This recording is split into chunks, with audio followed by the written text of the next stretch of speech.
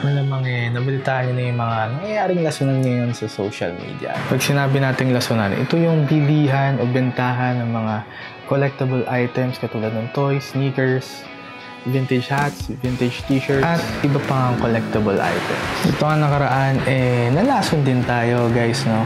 Kaya naman, ito ay i-feature natin ngayon for today's video, specifically anime toys. Well, medyo palaos na nga siya, no? Tapos na yung hype ng anime toys. Since I'm an anime fan, and actually matagal ko na na-shoot yung video na ipapakita ko sa inyo later. Sayang naman kung hindi natin gagamitin, no? Kaya, papakita ko na rin sa inyo some of the anime toys na nabili natin. And kung inaakala nyo na wala tayong feature ngayon na NBA cards, diyan kayo nagkakamali guys. Ang ating NBA card for the day is itong Devin Booker na Acetate Prestige 2016-2017. Very good looking card. Transparent siya, as you can see. So yan, nasa magnetic case natin siya. Yan. So nakuha natin itong Devin Booker card natin sa end pack natin last year na 2016-27 Prestige pack na nakuha natin sa Lazada. That time, nasa 600 pesos yung pack na yun. And hindi ko alam, siguro kung prepresyuhan ko ngayon yung cost nito, pagpalagay natin nasa 100 pesos siya. So at the end of this video, i-check natin kung magkano na nga ba itong Devin Booker acetate card natin. Okay, DC. Nahuli natin itong Axie. Okay, playing. Okay, nag-load. Yan. So, hindi pa tayo nakatapos ng isang round ng adventure Yan na nga yung nangyayari. No? So, kung isa ka rin sa mga tao na medyo nabuburiw na sa nangyayari o nangyayari sa Axie Infinity nitong mga nakarang linggo, pareho tayo kapatid, no? Siguro nabalitaan nyo rin naman itong mga nakaraang araw kung ano yung nangyayari sa Axie Infinity, no? Halos hindi ka nga makalaro. So, laging disconnected, mabagal. On a separate video, ipag-uusapan natin kung ano nga ba dahilan nito, ano yung ginagawa nilang hakbang para solusyonan, ano yung posibleng mga solusyon na pwede nilang gawin, and kumikita nga ba sa Axie Infinity, and magkano na yung kinita ko. Siguro yun yung pag-uusapan natin dun sa susunod nating video, no? Gagawa tayo ng separate video for that.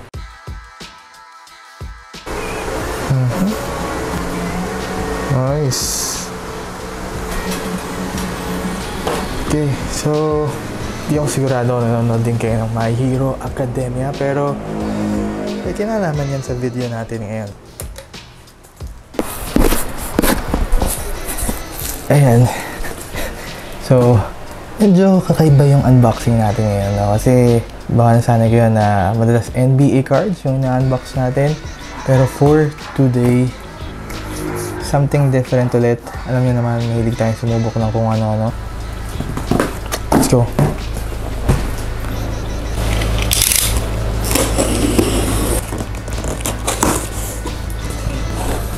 So start tayo with box number 1. Medyo may idea na kayo, no? Nakikita nyo na. Okay, so itong una nating toy nakuha natin sa Etneb Toys. So ilalagay ko yung link sa baba. Siguro medyo familiar na rin kayo sa mga yung mga online stores na nabilan natin. Actually, nabili natin to sa live. So this one is, sabi niya MSIB daw, pero mga hindi. Kung back-end box to, BIB, or BIB meaning back-end box. So binalik lang ulit sa box kasi kung makita nyo buo na, no? Pero tingnan natin kung ano to. Tapos yung actual na nakahon niya, nakatupi na, no? Yun lang. Pero tingnan natin kung kamusta yung quality. So this one is Grandista. Okay, so Grandista na Deku figure. Mabigat siya. Mabigat. Wow, ganda. Ganda niya guys. Ito na. Ang lupit. Ang lupit. Tingnan natin kung gaano ito kalupit. Start with face. Okay. So, tingnan yung details guys. Super detailed. Okay. Wow. Lupit. Sobrang lupit. Yan si Deku. Tapatan natin ang ilaw si Deku. Kung nakikita yung details dyan. Ganda. So, yan. Para mas makita natin yung detalye ni Deku na Grandista. Super lapit. And so may stand siya dito. For those na interested bumili, huwag nyo expect na may articulation. No? So walang joints, walang articulation, hindi mo siya magagalaw. Basically for display lang talaga siya. No? So yan. Ito yung ating first toy. So far, super happy. Deku in the house. Deku in the house. Buksan naman natin ang ating mahiwagang second toy for tonight. This one, I guess, is DI rin. No? So back in box. Pinalik lang ulit sa kahon. As far as I know. Pero, get this one for, I'm not mistaken, parang 900 or 1,000 pesos. Pero itong isang to is, sino nga ba siya? Den. Yan. For sure kilala nyo to. Samurai na Goku. Bandai. Yan. Bandai Spirits. Goku na Samurai. No? Yan. Goku na Samurai. Medyo mabigat din siya. Lagay mo natin dito sa Deku. Condition ng box is okay, although hindi super mint, no? Since yun nga, PIB na to. So, first we have the helmet. And, ay! Mint in box pala to, guys. Hindi pa siya nabubuo. No, sorry. Back in box na pala. So, back in box na. Nilagay ulit sa plastic, pero yun, binaklas ulit, no? So, try natin siyang buuin ngayon. Ito ka muna. Goku box, and buuin natin to. Uy! Yan na. Lapit. Yan na yung ulo ni Goku. And snap natin yung ulo. Boom! Boom! Yan na po, mga kaibigan. Ating second figure, Goku Samurai. Parang kulang lang siya ng mga muka. Hindi siya kompleto. So, yan o. Parang isang muka lang yung nabigay sa atin. Hindi nakasama itong isang muka. Although, hindi niya na-disclose na hindi kasama yung isang muka. Yan lang, no? Hindi na-disclose ng seller na hindi pala kasama yung isang muka. Anyway, okay lang. Maganda naman yung figure. Wala nyo kung sino to. Well, nakita nyo naman na kanina. Wala kang ba akong DC? Tadadang! Si Luffy. So, this one is a Luffy. Yeah. Luffy Maximatic. Luffy na Maximatic. Medyo malaki rin yung kao niya. Oh. Papansin nyo, guys. Tingnan natin to. Okay. Tabi muna natin tong kao. Parang mint nga to. Inside the box nga to. Yan o. Ayan o. So this one is mint inside the box. Mabigat din. Plastic. Okay, so we have our first piece. One piece. Si Luffy. Ang lupit. Maximatic. Ang ganda ng details. Grabe. Hindi ko lang ma-appreciate yun sa camera, pero yung paint job, lahat, may details, may shading. So, ganda. Lagyan natin si Goku dito para kita siya. Yan. Yan. Ganda yung setup natin. Subuin na natin si Monkey Luffy. Okay. Solid. Solid. Ang ganda. Promise, guys. Manghamangha na naman ako sa mga bagay-bagay. Kapit natin tong piece na to. Yan. Okay. And yung kanyang, saan ba to? Ito ba to? Dito to. Yan. Yung pinaka-stand niya, no? So, here we go. Yan na, si Luffy. Lupit. Lupit din ni Luffy. Ganda. Ganda na. So, yan. Ganda. Ganda ni Luffy. Okay. So, ito na. Ito na yung first 3 figures natin. Pero, hindi pa dyan nagtatapos, guys. Siyempre, buksan natin itong huli nating box. Papawisan na ako, ah. So, dalawa ulit box na. Wala na sino. Deku ulit, no? Si Midoriya ulit. Dalawang Midoriya. Tingnan natin. Yung isa natin is textures. Ayan. Textures na Midoriya. Ayan. Hindi na kayo medyo kung anong sila niya. Ito yung ano natin. 4th figure. And yung isa is Amazing Heroes. Ayan. Amazing Heroes. Parang Deku. My Hero Academia. Hindi niyo pa napapanood yung My Hero Academia. Ito na yung tamang pagkakataon para panoorin kasi sobrang lupit na anime na to, guys. So this one, may brown box pa. This one, may brown box. And yung figure is ito na. Ito na yung figure. Wait lang, try natin buuin. Teka, paano ka? Yan, okay. So ganito pala. Ganda talaga. Di ko lang kung nabibigyan nga ng hustisya dyan sa ano, no? Pero sobrang ganda. Tingnan yung detalye.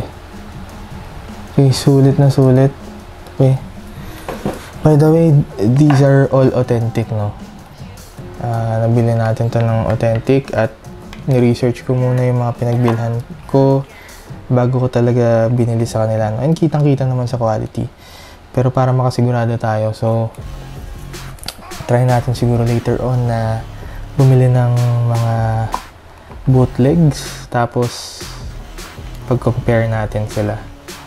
Pero kung ako lang din, guys, mag-upo na tayo dun sa sa authentic kasi quality talaga sulit na sulit. Mas nakaka-fulfill kumbaga. Nakita yung detalye. So, di hamak na mas maliit siya kesa sa Midoriya natin na Grandista. Pero, okay din. Maganda din, no? Now, this time naman yung textures. Our last figure of the day is Deku na texture line. Bakit texture? Malalaman natin. Wow. Grabe. Right off the bat, guys. Makikita nyo na talaga yung detalye. Makikita nyo na yung details. Grabe yung details nitong texture. Tingnan nyo yung yung likod. Ayan, oh. So may texture talaga. Yung damit. Yung outfit. Yung mukha, yung buhok. Ayan. So ito yung quality ng texture na line, no? Ito na. Ganda. Ito na. Yan na. Ang ating mahiwagang toys of the day. Alright. So let's do a quick recap of what we have for this video. Okay, here's our Maximatic na Luffy. Details. The size is big, no? Malaki siya. And the details is very good. So may shading yung paint job and all. We also have here our, syempre, yung Grandista natin. Yung Grandista na Deku. Okay. So, ito yung pinakamalaki nating figure for tonight. No? Siya yung pinakamalaki. Details, ganun din. So, parang yung anime na hawakan mo, no? Pero, if we would compare it to the size ng ating texture, yan. So, yan. So, in terms of details, ito yung best for tonight. No? Yung texture natin. Although yun nga, hindi siya ganun kalaki kasi yung laki ng Grandista. Pero in terms of texture, ito yung pinaka-detalyado. So, makahawakan mo talaga yung outfit, and etc. yung texture sa outfit. And we also have si Goku na samurai. Although, hindi binigay ng seller yung isa pang muka, no? Yun lang. Hindi nakasama yung isang ulo. So, yun. Sayang. Pero, maganda pa rin siyang pan-display. Goku Samurai. And, last, pero syempre, not the least, is ang ating The Amazing Heroes na Deku pa rin. So, what's good about this naman is yung action niya. Kuha yung action. Yan. Yan. Ganda.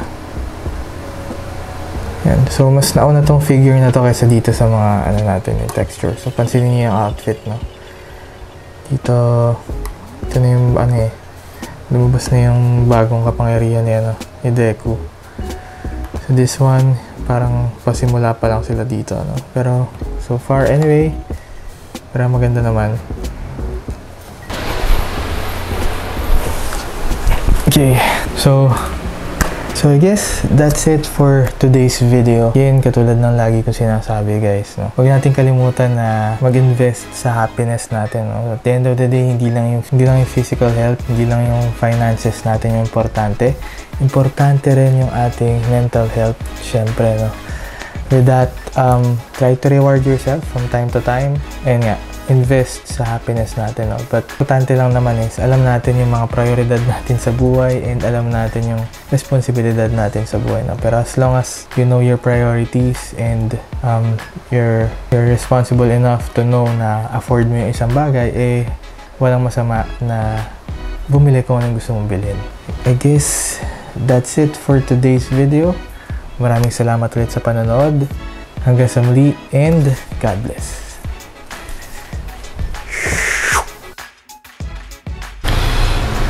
So, ayun nga, check natin ngayon kung magkano na nga ba ang presyo nitong Devin Booker acetate card na nakuha natin sa Prestige 2016-2017 pack. Pero nasyohan nga natin to ng 100 pesos yung cost natin since sa pack natin siya nakuha, no?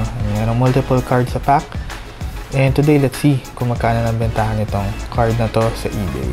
So, we check on the sold items. As you can see here, nagba-vary yung cost. Nung May, nagkabentahan ng $4 since wala pa namang clarity on whether maganda ba ilalaro ni Devin Booker or aabot ba sila sa finals. And then on May din, may nakabenta pa ng $1, meaning 50 pesos. Pero pagpatak ng June, makikita nyo na tumaas siya, no? Naging $25 halo. So, lagpas 1,000 pesos na yung bentahan. Also, in June, merong 1.50. Pero tingnan natin yung most recent. Okay, may $5, may $16, may $12, almost 500.